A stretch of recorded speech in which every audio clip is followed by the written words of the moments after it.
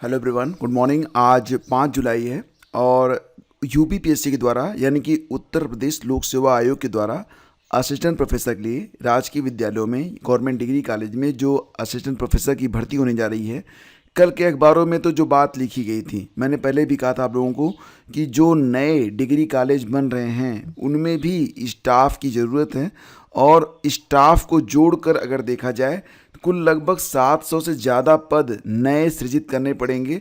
और क्योंकि यह राजकीय डिग्री कॉलेज हैं तो डेफिनेटली इनकी जो भर्तियां होंगी वो यूपीपीएससी के माध्यम से ही होंगी, यानी कि जीडीसी की जो भर्ती आती है उसी के माध्यम से होगी। फिलहाल अभी तक तो जो 562 पदों पर अध्याचन प्राप्त हुआ था, तो अभी इस पर विज्ञापन जारी नहीं किया जाएगा, बल्कि विज्ञापन जो है इसमें 720 पद और जोड़े जाएंगे, यानी कि कुल मिला के 1282 पद होंगे। और बहुत ही जल्द, क्योंकि ये जो आपको गवर्नमेंट डिग्री कॉलेज में असिस्टेंट प्रोफेसर की भर्ती होनी है, इस पर भर्ती का रास्ता पूरी तरह से साफ हो चुका है। उच्च शिक्षा निदेशालय ने पहले ही 23 विषयों में असिस्टेंट प्रोफेसर के 562 पदों पर चयन के लिए रिक्त पदों की सूचना यूपीपीएससी को भेजी थी। अब 48 जो नए बन रहे हैं राजकीय महाविद्यालय, उसमें भी असिस्टेंट प्रोफेसर के लिए कुल 720 पदों का अध्याचन अगले सप्ताह भेजा जाएगा।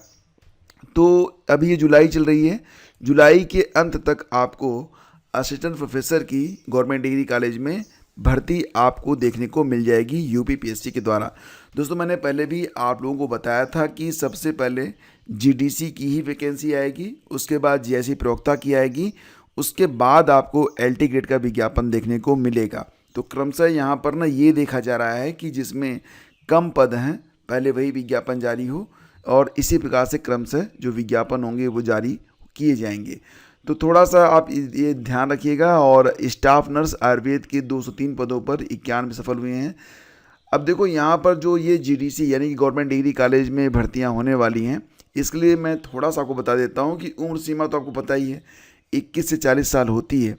और इसमें कौन कौन से लोग अप्लाई कर सकते हैं, तो बहुत ही सिंपल है। जो लोग नियमानुसार पीएचडी हैं या फिर नेट की परीक्षा पास हैं तो वो इसमें एलिजिबल हैं। ठीक है, एपीआई वगैरह का इसमें कोई झंझट नहीं है। हाँ, प्री जो कि ऑब्जेक्टिव होगा, मेंस डिस्क्रिप्टिव यानी कि सब्जेक्टिव होगा, और इसके बाद इंटरव्यू भी होगा। और आपकी जो फाइनल मेरिट बनेगी वो मेंस और इंटरव्यू के अंकों के आधार पर बनेगी।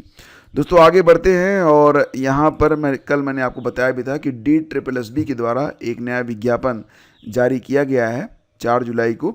और ये पूरा का पूरा जो नोटिफिकेशन है मैंने आपको बताया हुआ है, इसके बारे में हर चीज़ बता दी है, लेकिन पुनः आपको बताना चाहूँगा कि ये जो विज्ञापन जारी किया गया है, तो 4 जुलाई 2025 को ये विज्ञापन जारी हुआ है, जिसमें कुल मिला के जो पदों की संख्या आ रही है, तो कुल मिला के जो पद हैं वो 2119 पद हैं।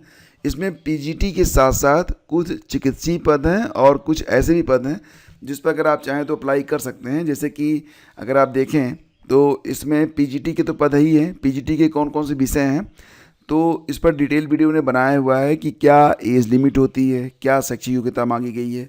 अब यहाँ पर कई लोगों ने पूछा था कमेंट में कि क्या सीटीईटी मांगा गया है। नहीं, आपसे सीटीईटी की मांग नहीं की गई है, यानी कि टेट परीक्षा से कोई संबंध नहीं होता है। एक बात ध्यान रखिएगा कि जो टेट लागू होता है वो केवल हाई स्कूल तक, टीजीटी तक ही लागू हो सकता है। पीजीटी में कभी भी टेट आपसे मांगा नहीं जाएगा। यहाँ पर जो एलिजिबिलिटी है, संबंधित विषय में आपका पीजी होना चाहिए प्लस आपका बीएड होना चाहिए और आप अप्लाई कर पाएंगे। तो डिटेल वीडियो आप लोग देख लीजिएगा, पहले कमेंट में ही लिंक दे दिया गया है, क्लिक करके देख लीजिए, या फिर वीडियो के अंत में आपको एंड स्क्रीन पर जो यहाँ पर वीडियो शो होता है उसको भी आप देखकर यहाँ पर पूरी जानकारी ले सकते हैं। दोस्तों, आगे बढ़ते हैं, बात करेंगे। यहाँ पर एक खबर और भी है जो कि ये काफ़ी जो है चर्चित खबर है। प्राथमिक स्कूलों के विलय मामले में फैसला सुरक्षित। कल मैंने इसके बारे में आपको जानकारी प्रदान की थी कि कुल मिला के यहाँ पर जो सुनवाई हुई है 2, 3 और 4 जुलाई को सुनवाई हुई। लखनऊ खंडपीठ ने प्राथमिक स्कूलों के विलय को चुनौती देते हुए दायर की गई याचिकाओं पर सुनवाई पूरी कर शुक्रवार को अपना फैसला सुरक्षित कर लिया है। आदेश जस्टिस पंकज भाटिया की एकल पीठ ने कृष्णा कुमारी व अन्य की दाखिल 2 अलग अलग याचिकाओं पर पारित किया है। याचियों ने विलय संबंधी राज्य सरकार के 16 जून के आदेश को खारिज करने की मांग की थी। तो फिलहाल जो अभी आदेश है वो सुरक्षित किया गया है, आदेश अभी जारी हुआ नहीं है, यानी कि जो डिटेल में आदेश आना है वो अभी आया नहीं है, आ जाएगा तो बात करेंगे। लेकिन यहाँ पर जो संकेत मिल रहे हैं वो यही मिल रहे हैं कि जो अभी तक ये मर्जर का काम सरकार के द्वारा किया जा रहा है उस पर रोक लग सकती है। और एक बात और भी कि यहाँ पर ये भी ध्यान देना होगा कि ये आरोप भी लगाया गया कि मर्जर के लिए कोई नियम नहीं बना था। मतलब ये था कि कहीं कहीं कितने बच्चों पर स्कूलों का मर्जर किया जाएगा, इसके बारे में कहीं पर कुछ भी कहा नहीं गया था। ठीक है।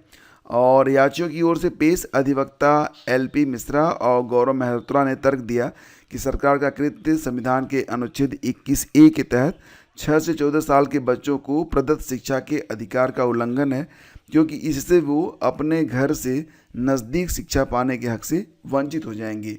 यदि किसी स्कूल में छात्रों की संख्या कम है तो सरकार को प्रयास करना चाहिए कि स्कूल के स्तर को सुधारे, और ना कि मतलब उनको जो है इतनी दूर भेज दे कि फिर उनका जो है मतलब एक तरीके से जो शिक्षा है वही रुक जाए। और इस प्रकार से तो उल्टा हो सकता है, मतलब काफ़ी बच्चे जो हैं वो हो सकता है पढ़ ही ना पाएँ। तो फिलहाल शिक्षकों व अभिभावकों की सहमति के बिना कर दिया गया है स्कूलों का विलय। अपर मुख्य सचिव बेसिक शिक्षा के साथ बैठक में शिक्षक संगठनों ने भी आपत्ति दर्ज कराई है।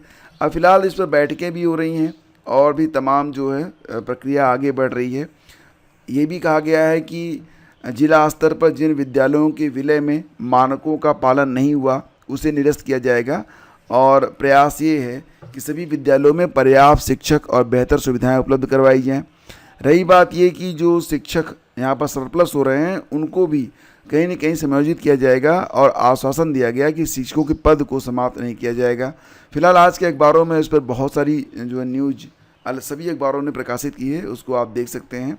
और स्कूलों के विलय को लेकर अधिकारियों और शिक्षकों ने मंथन भी किया है। आप यहाँ पर देख सकते हैं कि पेयर्ड स्कूल व्यवस्था और स्कूल मर्जर प्रक्रिया में शिक्षकों और समाज की राय की उपेक्षा से उत्पन्न समस्याओं को लेकर शिक्षक प्रतिनिधियों के साथ शिक्षा विभाग के अधिकारियों ने शुक्रवार को सचिवालय में बैठक भी की है। तो सारी चीज़ें यहाँ पर आज के अखबारों में भी है। और प्राइमरी स्कूलों के लिए टाइम टेबल भी जारी कर दिया गया है, और ये कहा गया कि कक्षा जो होगी वो एक पीरियड का समय 40 मिनट का होगा, मध्याह्न भोजन 30 मिनट का होगा। और कहा गया कि जो शुरुआत होगी प्रार्थना सभा से शुरुआत होगी, उस दौरान योग कराया जाएगा और हाजिरी भी लगाई जाएगी। साथ ही अखबार में खबरें सुनाई जाएंगी, यानी कि प्राइमरी स्कूलों के लिए टाइम टेबल को नए सिरे से जारी किया गया है। और रही बात बिहार की, तो बिहार में तो आपको पता ही है कि बिहार में तो नौकरियों की बहार है, लेकिन फ़िलहाल बात करेंगे चौथे चरण में कितनी सीटें आ रही हैं। तो अभी तक तो जो अनुमान लग रहा है उसके मुताबिक बीपीएससी TRE 4 में लगभग 1 लाख पद हैं। जी हाँ दोस्तों, लगभग 1 लाख पद। तो कहा जा रहा है कि इसमें जिससे कि जो ये बात यहाँ पर हो रही है कि 2 लाख पदों पर बहाली होने जा रही है। तो 2 लाख पदों में तो लगभग 36,000 तो सिपाही भर्ती है। अब 36,000 सिपाही भर्ती के बाद बात करें तो 1 लाख पद केवल बीपीएससी TRE 4 को यहाँ पर मिल रहा है। तो बहुत सारे पद हो रहे हैं। इसके बाद बाकी जो 60,000 पद होंगे वो अलग अलग विभागों में होंगे। तो फिलहाल अब कहा यह जा रहा है कि मुख्य सचिव के स्तर पर प्रत्येक सोमवार को रिक्त पदों पर नियुक्ति की विभागवार समीक्षा हो रही है। इसमें मुख्य सचिव अमृतलाल मीणा ने सभी विभागों से कहा है कि वो बहाली की प्रक्रिया में तेजी लाएं। तो फिलहाल अभी TRE 4 के लिए सभी स्टेट के जो अभ्यर्थी हैं वो बिल्कुल तैयार हैं, क्योंकि अभी तक बहुत सारे जो ऐसे अभ्यर्थी थे जो नौकरी की तलाश में थे उनको बिहार में रोज़गार मिल चुका है, और उनका सम्मान भी उनको वापस मिला है। क्योंकि कहीं न कहीं आजकल एक रोज़गार मिल जाए तो सम्मान पाने योग्य बात हो जाती है। रही बात यह कि BDO के खाली पदों पर भर्ती के लिए आयोग को भेजे प्रस्ताव, तो बात हो रही है यहाँ पर ग्राम विकास अधिकारियों के खाली पदों पर जो प्रस्ताव है जल्द ही कहा गया कि उत्तर प्रदेश लोक सेवा आयोग को जल्द भेजा जाए। उप मुख्यमंत्री केशव प्रसाद मौर्य ने ग्राम विकास विभाग के अधिकारियों को निर्देश दिए हैं। तो फिलहाल ये भर्ती भी आने वाली है, लेकिन अभी इसको आने में थोड़ा आपको समय लगेगा। यूपी बोर्ड की जो इम्प्रूवमेंट की परीक्षाएं 19 जुलाई को होने वाली थी उनको अब 26 जुलाई को कराया जाएगा। तो यूपी बोर्ड की हाई स्कूल की इम्प्रूवमेंट और कंपार्टमेंट परीक्षा और इंटर की जो कंपार्टमेंट परीक्षा है अब 26 तारीख को होगी। पहले ये परीक्षाएं जो थी वो 19 जुलाई को प्रस्तावित थी। तो दोस्तों ये आज की पूरी अपडेट। थैंक यू हमसे जुड़ने के लिए। और विकास इधर 1-2 दिन ना थोड़ा सा व्यस्तता बढ़ गई है, तो थोड़ा सा समय मैं आपको कम दे पाऊँगा चैनल पर, लेकिन प्रयास रहेगा कि सुबह शाम में मैं आपसे कनेक्ट कर सकूं। मिलते हैं आपसे अगले वीडियो में। अधिक जानकारी आपको मिलती रहेगी हमारे टेलीग्राम चैनल पर।